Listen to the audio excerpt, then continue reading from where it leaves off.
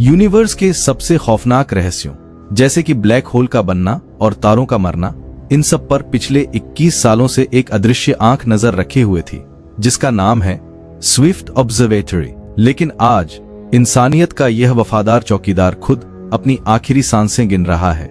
2004 में लॉन्च हुआ यह स्पेसक्राफ्ट अब अंतरिक्ष की गहराइयों से नहीं बल्कि धरती के एटमॉस्फेरिक ड्रैग से लड़ रहा है।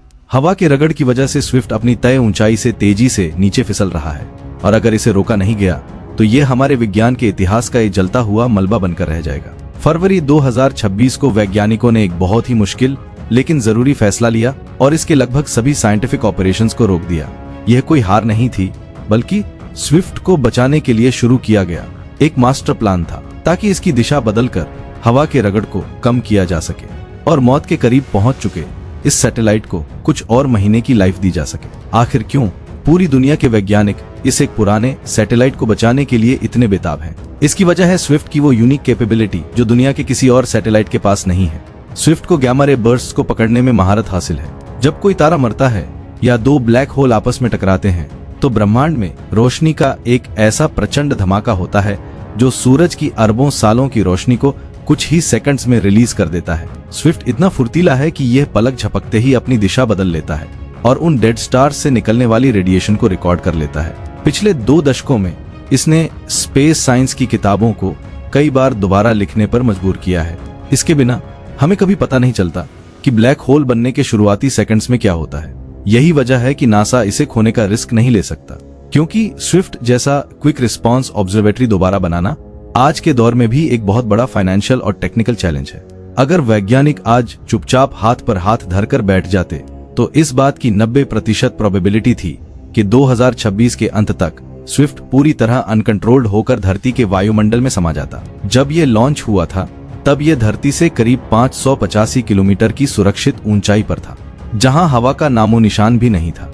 लेकिन सालों की सर्विस के बाद अब यह गिरकर 400 किलोमीटर से भी नीचे आ चुका है। जैसे जैसे यह नीचे आ रहा है, धरती की पतली हवा भी इसके लिए किसी दीवार की तरह काम कर रही है जो इसकी स्पीड को धीमा कर रही है और इसे और नीचे खींच रही है। हालांकि 1.4 टन का यह सैटेलाइट इतना विशाल नहीं है कि गिरते समय जमीन पर कोई बड़ी तबाही मचाए, लेकिन इसकी साइंटिफिक वैल्यू इतनी ज्यादा है कि इसका गिरना विज्ञान की दुनिया के लिए एक बड़ा काला दिन साबित होगा। मिशन प्रमुख एस ब्रैडली सेनको ने बताया कि उन्होंने इसके टेलीस्कोप्स को सेफ मोड में डाल दिया है ताकि इसकी बैटरी और फ्यूल को बचाया जा सके। स्विफ्ट को बचाने के लिए वैज्ञानिकों ने एक बहुत ही चतुर चाल चली है। उन्होंने सैटेलाइट को एक ऐसी खास एरोडायनामिक पोजीशन में रखा है जिससे हवा की रुकावट यानी ड्रैग को कम से कम किया जा सके। इसे आप ऐसे समझ सकते हैं जैसे तेज आंधी में कोई इंसान खुद को सिकोड़कर हवा के थपेड़ों से बचने की कोशिश करता है। वैज्ञानिकों का टारगेट इसे हर हाल में 300 किलोमीटर की ऊंचाई से ऊपर रखना है।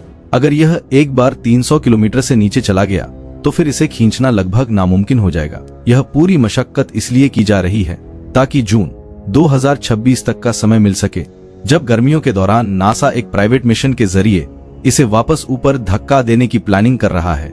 यह स्पेस में होने वाली एक ऐसी सर्जरी की तरह है जहां पेशेंट को तब तक जिंदा रखना है जब तक सर्जन पहुंच न जाए। इस मरते हुए सैटेलाइट को नई जिंदगी देने के लिए नासा ने करीब 250 करोड़ रुपए का बजट पास किया है। जून 2026 में एक पेगासस रॉकेट के जरिए एक बेहद एडवांस्ड रोबोटिक अंतरिक्ष यान लॉन्च किया जाएगा जिसका नाम रखा गया है लिंक। ये कोई साधारण यान नहीं बल्कि एक स्पेस टगबोट है। लिंक सैटेलाइट अंतरिक्ष में स्विफ्ट का पीछा करेगा और बहुत ही सावधानी से उसके करीब पहुंचकर ऑटोनोमस डॉकिंग तकनीक के जरिए उससे जुड़ जाएगा। एक बार जब ये दोनों यान एक दूसरे से लॉक हो जाएंगे तो लिंक अपने पावरफुल थ्रस्टर्स का इस्तेमाल करेगा और स्विफ्ट को वापस घसीटते हुए 600 किलोमीटर की उस सुरक्षित ऊंचाई पर ले जाएगा जहां हवा का कोई नामो निशान नहीं है। ये पूरा ऑपरेशन पूरी तरह रोबोटिक होगा और इसे धरती से रिमोटली कंट्रोल किया जाएगा, जो अपने आप में स्पेस इंजीनियरिंग का एक बड़ा चमत्कार होगा। स्विफ्ट को बचाने का यह मिशन स्पेस सेक्टर में एक बड़े बदलाव की ओर इशारा कर रहा है। पहले अगर कोई सैटेलाइट अपनी ऑर्बिट से गिरता था तो उसे डेड मान लिया जाता था, लेकिन अब स्टारशिप और पेगासस जैसे सस्ते लॉन्च सिस्टम्स और रोबोटिक रिपेयरिंग के आने से हम पुराने और कीमती सैटेलाइट्स को रीफिल या रीबूस्ट कर सकते हैं। नासा अब प्राइवेट कंपनियों को स्पेस एम्बुलेंस के तौर पर इस्तेमाल कर रहा है। अगर लिंक मिशन कामयाब रहता है तो ये आने वाले समय में हबल स्पेस टेलीस्कोप और कई अन्य पुराने जासूसी सैटेलाइट्स को बचाने का रास्ता साफ कर देगा।